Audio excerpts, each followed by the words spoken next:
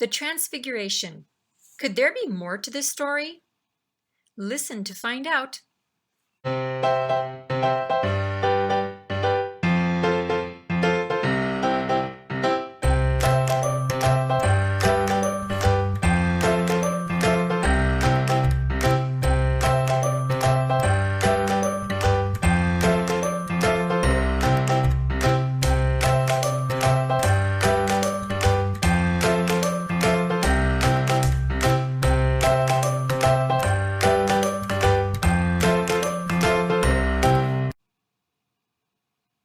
All right, Hen. This is the story of the Transfiguration, right? Yes. So we're going to go through this now. And since you are the great storyteller, how about if you start? Okay. It starts with Jesus.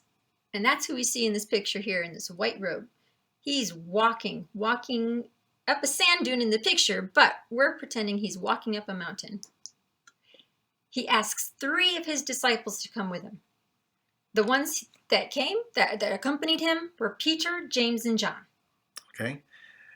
Do you have any idea why he would have any of his disciples accompany him? Yes, I have a couple ideas. Okay. What One, are these couple ideas? for protection from wild animals or anything else that might be out there. 2, to be witnesses of what would possibly take place. You don't think Jesus can take care of himself? Well, I'm just he's wondering. going up to the mountain to pray. And I'm thinking if he's in deep meditative thought and prayer, maybe he won't know what's around him. And here comes a tiger. Like, Right. I'm going to eat Jesus. Gonna pounce on him. And Jesus doesn't know. Right. And that's why Peter, James, and John were there. Oh, that's why that guy has a stick over there? Oh, yes. Look at that. Yeah, Yes. He's going to kill the tiger with a stick. Okay. No, they were there to witness what was going to take place. All right. And to protect Jesus. And to protect Jesus. Well, it's our story, right? So It is. All right. So they went up to this mountain. Now, I pronounce it differently than you do. I say Tabor. How do you Okay. say it? It. How do you say the name of this mountain? It's spelled Tabor. I said Tabor. So, Okay. I don't know how you guys get a long A out of that. It's amazing. Well, we're not Right. going to get into English lesson, but Right. in the picture, that is an actual picture of Mount Tabor, or if you're No, like say me, it the way you want to say Tabor. it. Right. Okay. And so that's where they went to pray. That's where they went to pray. Now the thing is, if I remember right, in the Bible, Jesus went off on his own to pray. Right. The disciples stayed away from him. They stayed in one area, and he went off somewhere else to pray Okay. because he wanted to pray in quiet. Yeah, so his Have his own disciples are so privacy. noisy. I don't know. Maybe you know better than I do, but I know if I'm praying and I just want well, you see, when I want to meditate, what do? Oh, I you make kick you out sure of the you room. kick me out of the room. Exactly. There you go. Make Not sure no because one enters the room. not because you're noisy, or you do anything noisy. It's just that I want to focus, and sometimes the attention, someone being in the room, the energy alone, you can feel that, and it's very Yes, I can understand that. And Jesus was highly sensitive. So exactly, and it's very distracting. distracting. There we go, that term. Now, we're not saying that I'm sensitive like Jesus. I want to make that clear. But Right. people will be thinking that. I don't cry easily. So Did Jesus cry? I don't know. Is that what they say? Like when it's sensitive, like they tell you something, you start to cry. I think that's just emotionally sensitive. Oh, okay. So Jesus was up there on the mountain praying, and I'm assuming this was at night Right. because the story goes that the disciples fell asleep. Right. Well, they were tired, probably. Yes, that's a tall mountain to climb. Exactly. So they're probably exhausted, just sitting there doing nothing. So then he goes to pray. Ooh, why do we have these pictures up here? What do they have to do with the story? Well, look at the pictures. What are they of? Archangel Michael and Lord Shiva. Okay. From what you know, what do you know about Archangel Michael? Oh, he's a great protector. He's the Right. number Protects- one in command. Right. All right. So he's a protector. Lord Shiva. Lord Shiva is also a protector. Not just a protector, also a destroyer of Yes, they things, call right? him a great destroyer. Destroy and then creates. So the point is, according to the Ascended Masters and the teachings, and we do this, when we get ready to decree with the kids in the morning, what's the first decree? Protection. It's a protection decree. To whom? That's to Archangel Michael. Exactly. Now, why do we do that? To make sure that only what Archangel Michael allows to come through to us comes through. While we're praying, right? Yes. So it's important that someone protects him or herself before they do anything. See, people, unless if you know about the teachings, people just go and they start praying. But prayers can be hijacked. We did a video on that. We sure did. On that, right? So this is one way to ensure that your space is protected. When I go to do work, you know what happens. Oh, yes. I call Archangel Michael to protect the space, right? Yes. Well, I believe that because Jesus studied the teachings, he was trained by the Ascended Masters, that he had to have invoked the presence of Archangel Michael, at least Archangel Michael. Well, that's because probably of his Jewish faith, because... Well, see, you're thinking that the Jewish faith would be very similar to what it is now. Oh, yes, that's true. But keep in mind that the teachings have been around a very long time, and religions are just offshoots of the teaching. That they took one portion of it and then broke off and said, this is what we want to follow. Do. Right. I see. But the teachings encompasses a whole lot more than what people can imagine. Okay. Okay. So then Jesus, you're saying from what our imagination is, went ahead and before he started getting deep into prayer, the first thing he did was called for protection, and then he began to say his prayers. Exactly. Which we recommend everybody should do. Always call for protection before you start your praying. Okay. Make sense? Makes sense to me. All right. So then he's praying, and by the time he got there, he already knew he had a plan. Okay. Because remember, I don't know if you realize this, but he knew he was going to be crucified. He knew he was going to die. Right. And he got nervous about it. It's in the Bible. He got concerned about that, and he started to have second thoughts. So I believe that when he went to pray, he literally called for backup. He's like, guys, I need some help. Will you guys come and just calm me down here? Just talk me through this plan again. Exactly. Because I'm having second thoughts about it. Bingo. Remind me. Just why am I doing this again? Exactly. How important is this? I know I said I was going to do it, but is it really necessary? Exactly. Right. So I think that's what happened. So then he called on two of his great mentors. And until you really understand embodiments, you don't realize this mentorship, right? So we won't spend time on that. Got it. But these guys were very important mentors of his in previous lifetimes. So tell me what you see there. Well, in this picture, it looks like his disciples here are waking up, and they're seeing Jesus talking to two people. Mm-hmm. All right. Now, what do you think woke them up? Probably that bright white light that's coming off of them. And maybe the sound of their voices. He probably woke up wondering, who's Jesus talking to? Right. Now, in the Bible, they only mention this bright light coming off Jesus. Of course, that would make sense because it's all about Jesus, right? Right. But why do you think there's white light around them, this bright white light?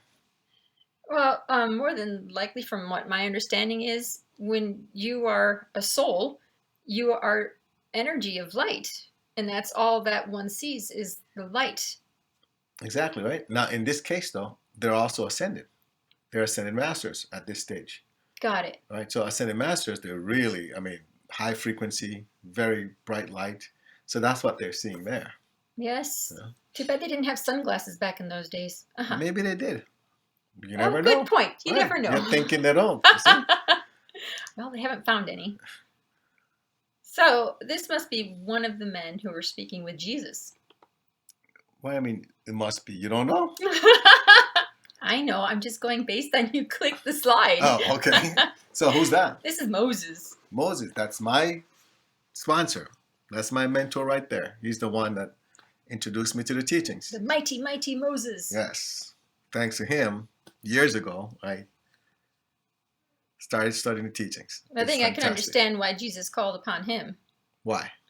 Well, Moses, he went through a lot of trials. I mean, how many plagues were there Oh, that's right. in Egypt? Alone?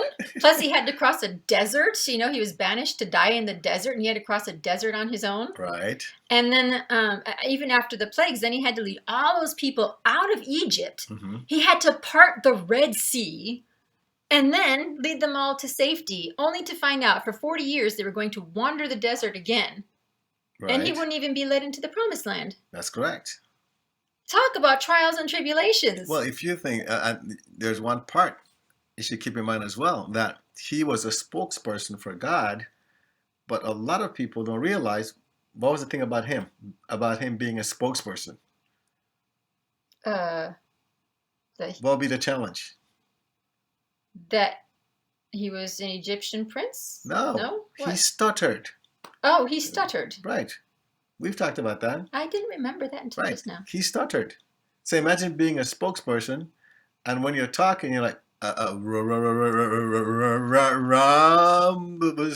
So bad. You Just stop, honey. let my people go. Okay, I think. You know? So think about that. Maybe he stuttered before God put him in charge.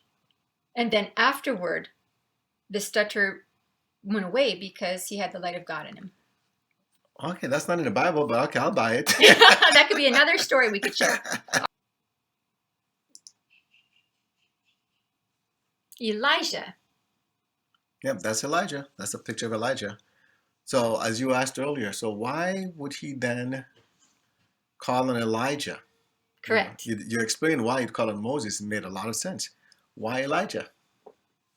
Well, the only thing that I know about Elijah is that he didn't die. He just was ascended straight into heaven. That's true. Many people probably don't realize that. He never experienced physical death. He was in this chariot, and then boom, flame of fire, and went up there, like they say, chariot on fire or something like that. Chariots of fire? Chariots of fire, right. That's a song. Well, but it's based on him going up, right? Okay. So why would Jesus then call on him? Exactly. Why would Jesus call him? He ascended already. He took the easy route. He just went up in a chariot. Well, that's the point. Okay. Right? Explain, please. He never got killed. So Jesus probably said, wait, Elijah, hold on. You know?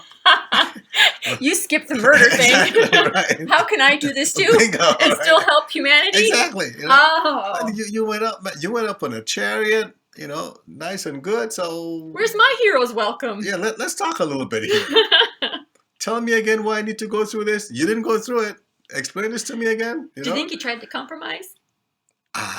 Knowing Jesus, probably not. He doesn't do that kind of stuff. But I think he just wanted to be reminded why he had to go through that. You know, he probably thought, Elijah, come on, man, you didn't even die, and now I have to get whipped and all this nailed to a cross just so I can ascend. And Elijah said, buddy, you volunteered for this. Suck it up. And get it over with. Just go do your job. Exactly. And Jesus probably went, okay. Yes, boss. Yeah. So then they talked, right? Mm-hmm. And from there, they left. You're talking about Jesus and Moses. Not Jesus. No. Elijah and Moses left. Right. Yeah, Jesus didn't leave with them. Right. He just had to stay and get smoked. Yes, he was still in the physical. Exactly. So they left. And one of the disciples, he was so excited about what he saw that he made a comment. He wanted to commemorate this whole thing. Peter suggested that they build booths or tents for this wonderful event.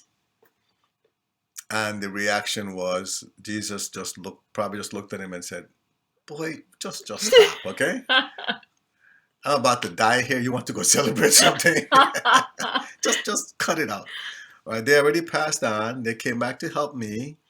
We don't commemorate them. They have lots of things to do. Now, how is that important for us? Indeed. See, to me, it's the same thing. If you notice, when Jesus resurrected, he told the disciples, listen, everything that I've done, you can also do. And more. And like you always say, exactly, you always add that, And more, more. right? And more. So we can do more than what Jesus did. What did he do? He healed the sick. He raised the dead. He spoke with individuals that had Already passed been on dead. over 100 and something years, like I don't know how many years before he was even born, right? He called on them to give him encouragement and guidance. He multiplied food for people. Exactly. All right. Plus things that we probably don't even know about. And then he's saying, you guys can do all that, plus more. So this proves to me, Transfiguration proves to me, that we can communicate with the angels. We can communicate with the ascended masters. We can communicate with Jesus and any of the ascended masters. Our dearly departed loved ones. We can communicate with the individuals that have passed, right? But there's a trick there. Because just like how Jesus called on protection to make sure he was protected, knowing that he was about to call on Moses and Elijah for them to come and talk to him. See, he got his protection first. Right. We have to also make sure we're protected, because we don't want to be pulling in things that don't belong there, the wrong energies. Yes. So by calling for Archangel Michael or Lord Shiva, thanking them for protecting us and protecting the space, and only allowing beings of light to enter, then we know that we're fine, we're protected. Now, what does that tell us there about the tense? Well, my short synopsis is that we should leave the past in the past and move on. Right? We don't want to commemorate individuals that are past. They're important in our lives. We know we can communicate with them if necessary. Let them live their lives, and then we move on with ours, because we also have things we have to accomplish in this lifetime.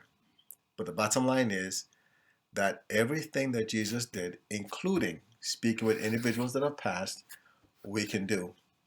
And we can call upon them to help us if necessary. We can call the angels or ascended masters to do that. Does that make sense? Makes a lot of sense to me. All right. We hope that you guys implement what you've learned, and just post your questions if necessary on the Facebook group. That would be good. Facebook page. Facebook group. Group. Remember to subscribe and like this video. Join the Facebook group 190 Vision to connect with others on the same journey. Get help by visiting our website 190vision.com. Support the 190 Vision mission by clicking on the donate button, which is at the bottom of each page of our website.